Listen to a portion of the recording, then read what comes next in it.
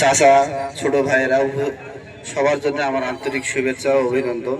এবং ফুলবাড়ি থেকে আগত আমাদের ওসি স্যার এবং তার সঙ্গে তার সফরসঙ্গী এবং আমাদের ইউনিয়ন সভাপতি, সেক্রেটারি এবং ভারপ্রাপ্ত চেয়ারম্যান এবং আমাদের প্রাণপ্রিয় একজন আশরাফুল ভাই, আরও যারা আমাদের দলের যারা হিতাকাঙ্ক্ষী আছেন সবাইকে আমি আসসালামু আলাইকুম জানাই।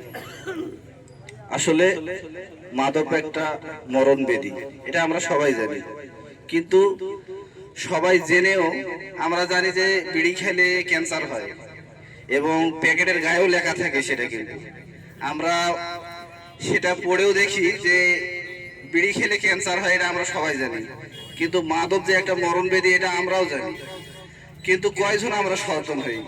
এই যে আমাদের যে আজকে সেমিনার এখানে হচ্ছে মাদক সংক্রান্ত বা আইন শৃঙ্খলা, এগুলা কিন্তু আমরা সবাই অভ্যস্ত, এগুলা জানি যে আমরা মাদক খেলে এই হবে ওই হবে, বা মাদক যারা ব্যবসা করে তারা 2টা টাকার জন্য কিন্তু মাদকের ব্যবসাটা করে, কিন্তু তার 2টা টাকার কারণে যে কত পরিবারের যে সদস্যরা ধ্বংস হচ্ছে এটা কিন্তু তারাও জানে, কিন্তু তাদের পকেটের অর্থের কারণে কিন্তু এই সমাজটাকে তারা নষ্ট করতেছে। তা আমাদের মূল ভূমিকা নেওয়ার দরকার ওই ব্যবসায়িক ভাই এবং শোষণকারীদের। তারা যদি মাদককে না বলে তাহলে এই সমাজকে গঠন করা সুবিধা হবে। একজনকে আমি সহযোগিতা করলাম, পুলিশ লাগেতে ধরলাম, তাকে তুলে দিলাম, সে পরের দিন দেখলেন জামিন হয়ে বের হয়ে আসে মোটা চাদর গায়ে দিয়ে ঘুরে বেড়াচ্ছে।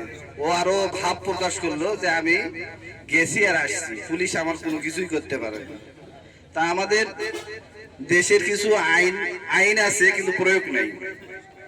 তা আইন যেমন আছে প্রয়োগ নাই, তা আমরা যদি নিজে থেকেই সচেতন হই, আসলে পুলিশ আমাদের খুব কাছের বন্ধু। পুলিশ আমরা যদি ভালোভাবে ব্যবহার করি, পুলিশ আমাদের এমন বন্ধু তা বলার মতো নেই।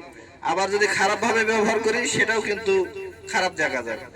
তা আমরা যদি নিজেরাই সচেতন না হই, মসজিদে বা মাইকে অ্যালাউন্স দিয়ে কোনো কিছু হয় না। আমরা নিজে থেকেই সচেতন হই।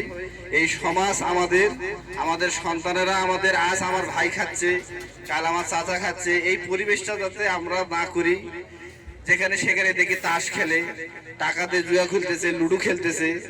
এদেরকে বুঝিয়ে বলি আমরা, এদের আইনের কোনো হুমকি না দিয়ে এদেরকে বুঝে যদি আমরা বলি তাহলে মনে হয় যে কিছুটা পরিবেশে। এখানে যে আমরা গ্রাম ওয়ারি যদি একটা কমিটি গঠন করি এই যে মাদকের বিরুদ্ধে, কে খায় আর কে খায় না আমাদের গ্রামে আমরা কিন্তু জানি, যতটা পুলিশ জানে না কিন্তু আমরা জানি। তা আমরা যদি প্রতি শুক্রবার ইমামের দ্বারা যদি আমাদের মসজিদে উপস্থাপন করি যে মাদকের বিষয়টা, আমরা কিন্তু হাদিস নিয়ে সবসময় আলোচনা করি মসজিদে, পাশাপাশি যদি মাদককে নিয়ে যদি আমরা আলোচনা করি তাহলে মনে হয় আরো চর্চাটা একটু বাড়ে যায়। তখন প্রচারটা যত বেশি হবে, একটা মানুষ 10 দিন শুনতে একদিন শুনবে আমার কথাটা, কিন্তু তখন অটোমেটিক সে মাদক থেকে সরে আসবে। তাই আমি সকলের প্রতি অনুরোধ জানাচ্ছি, মাদককে আমরা না বলি।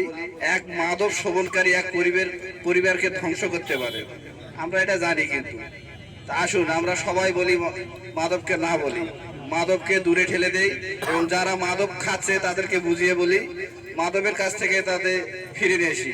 এই মাদকের ভয়ঙ্কর সবল থেকে সমাজকে আমরা রক্ষা করি। আসুন এই ওয়াদা করি আমরা এই আজকের ওই বৈঠকে যে মাদক আমরা খাবো না এবং মাদক যারা সেবন করে তাদেরকে ফিরিয়ে নিয়ে আসি। এই বলে আমি আমার বক্তব্য শেষ করলাম। আসসালামু আলাইকুম।